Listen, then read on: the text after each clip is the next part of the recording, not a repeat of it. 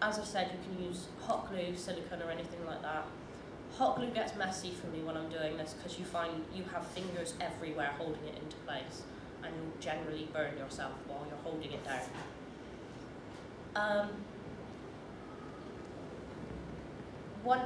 I generally work a piece at a time. Don't try and fold it all over at the same time, otherwise you won't be able to hold it down, you'll have loose pieces everywhere. Work sections at a time, making sure it's all covered. Depending on the colour of the core you're making, some people like to paint it beforehand just in case you do get a bit of slippage, you're not going to have a huge white space in between. When it's all dried, just do a nice wodge of hot glue, silicone or anything into the hole at the bottom, just pop it on the stub. Making your own wefts for updos, or if you need to back part especially, this is really useful, or if you need to thicken out a wig or add highlights to it. There are essentially two methods really. One is making your own sewn into netting. Molly, leave him alone! Stop touching my husband! But you're not doing it. The sewn wefts, you will get a strip of fibres matching the colour. A lot of shops nowadays will sell extra fibres that match all of their range that they do. Most companies nowadays, you'll find their sepia, new look, will have a specific colour chart. Some of the numbers will match other ranges. 613 I know is the very brightest blonde you can get. Pretty much every shop sells that without any tone difference. Match the colour up, make sure it fits before you start. The sewn wefts, you will get a strip of netting, fold it over the line of weft that you've got, and just keep sewing, fold it, sew it, fold it, sew it, until when you pull it a bit, there's nothing coming out. And then, obviously, you can either sew it or glue it into the lines that are already on the wig. The no-sew wefts, which I generally use just because it's quicker and easier for me, you can use either PVA or silicone, coat the top part of the fibres that you've got, both sides, lay them out to dry somewhere flat, use an old table or a tray or something you don't really mind ruining, to be honest. Let them dry. When they're dry, they're soft, they're flexible, nothing will come out because they're glued in. You probably won't be able to sew them in that well, so you do have to glue them, but they're so flexible there's not going to be that much difference to sewn wefts. For widow's peaks, so you've got stuff like Axel and Jill from Fun Fancy. Depending on the extremity of the peak, you can do two methods. One is using just the single wig, which you can then shape into the cap already there. If you then, you'll find as you cut it, you'll start fraying bits of it, because some of it is netting, some of it is fabric and sewn down. If you just finish it off with some glue, PVA, even super glue, you'll have nothing coming away. Then use some extra wefts at the front. On the inside of the wig cap, just glue it around the hairline you've made, flip it over so that it covers the new peak, and you'll get quite a voluminous peak. The other method is really if you want something quite flush to your hairline rather than something that bulges a bit. You can use wig netting, which they sell in a few places, or just your own netting really, and just make your bunches of weft wider.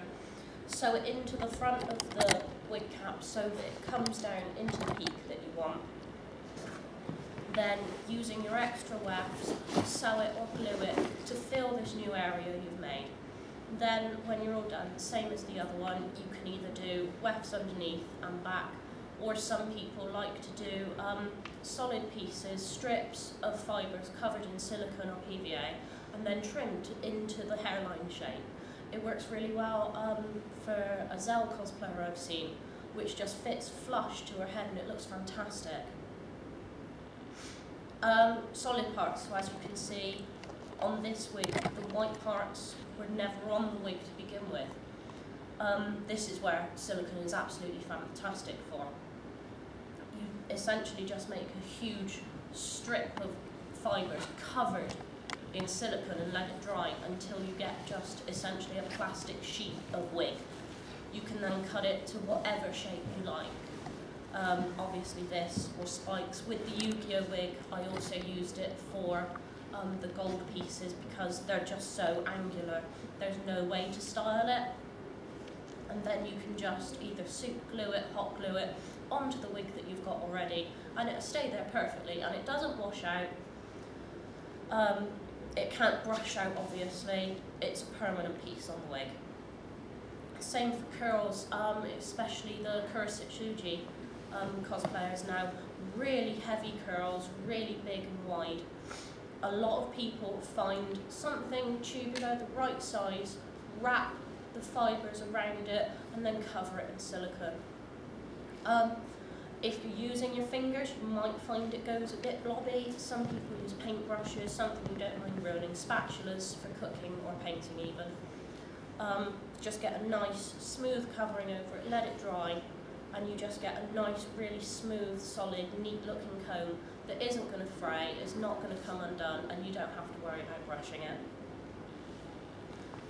Dyeing methods. There are quite a few out there. Now obviously wigs are plastic and not natural hair. You can't just stick a normal hair dye on it and expect it to keep the colour. Instead we have to use acrylic inks, which a lot of artists use. You can find them anywhere really. Some people use Sharpies or Copic markers. These are already alcohol based. The alcohol actually softens the plastic and allows the ink to be placed on it. It kind of varies on how much you want to dye. If you want to do a small piece like this, then you can get away with using Sharpies. They run out quick and they're not cheap. If you're doing a full wig, it's probably better not to use them because you'll be really hiking up the price. Some people, for larger ones, kind of crush Sharpies and put the dye into alcohol, spray it on. Again, this is using a lot of pens for just one wig. It's really expensive. These pens are £4 each. You're probably going to need to use about 8 to 10 per wig.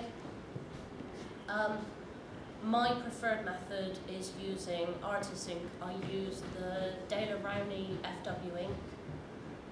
It's available in Hobbycraft and most other artist shops. You get probably about a bottle that size. You only have to use 6 to 8 drops per wig dye, and it lasts you years if you don't need to use it that often. The alcohol you're using is isopropyl alcohol.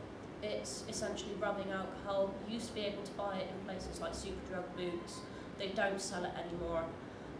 As far as I know, there's one seller on eBay in the UK that stocks it and sells it at 500 a litre. I think even possibly 2 litres, varying on the price. You're looking about £5 to £10 per litre really. It's nice and cheap to use. For the ink spray, you want to get the colour you want is key really. Try it out. Don't start mixing up huge batches of dye without knowing what colour you're going to get. It's really easy. Paint palette, just a few drops, mix it up and see what you get. Even try it out on the fibres if you want. Once you've got that done, get all your alcohol that you need. Nice cheap garden spray bottle.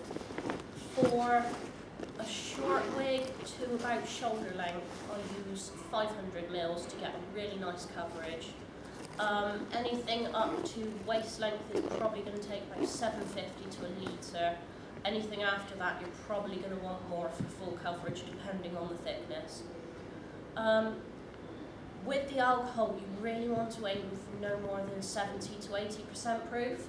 The alcohol will actually strip it if you put it on again. So you can get 90 to 95%, but it's really not going to help you dye the wig well. You'll probably get a lot paler colour, and you might find it rubs off more as well. Mix it all together, check you like the colour, and then just start spraying. I usually work from top to bottom, working it all in with my hands. Latex gloves are key. This stuff will get everywhere and it will stain. don't wear any nice clothes, get something really messy that you don't mind ruining. Obviously, you really want to do this outside. Don't try and do it in the bath. I ruined my bath. Same with any patio stones or anything, it will stain them, so make sure you're knowing where is okay to do it and where is not. What's its base? What's its base? It's ink, isn't it? Hmm? What's the base that you're using? It's alcohol and... Just alcohol and ink. It's acrylic ink? Yeah. Miracle Green. Ah. There's a cleaning product they make in America, you can buy it over here, called Miracle Green. It's used for cleaning wooden floors. That debombs acrylic molecules, so you should be able to clean anything with it. However, if you put it on your hands, it burns like fire. So don't Miracle Green yourself. Mix it up, spray it in. You will find that the roots will come out lighter. You really don't know why, it just always happens. So what I do the first coat, work it all in, and then just go back and keep topping up the roots just to make sure it's going to be the same colour all the way through.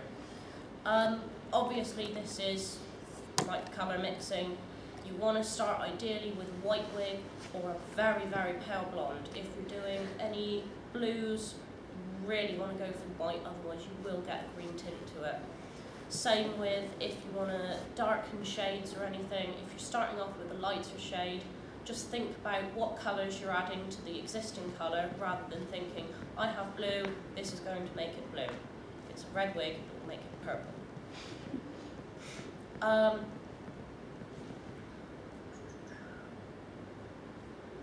When it's all dry, it probably takes about 4 hours just to drip dry. There's no point really in getting any hair dryers on it, it's not going to help it take the dye any better. Get it in some cold water, don't use hot water, otherwise it might rinse it all out. Cold water, rinse it all out, you don't need to shampoo it. Make sure the water is running clear. With white costumes especially, you don't want to find you haven't washed your wig out enough and you get stains down the back, because obviously it will stain it. Here are some examples of dyed wigs. Both of these were white, obviously. This one was a punky wig on the left that I then turned into Yatsba. On the right, I think, is a CL wig I did. That was just a blue and grey mix with the ink sprayed on, leave it to dry.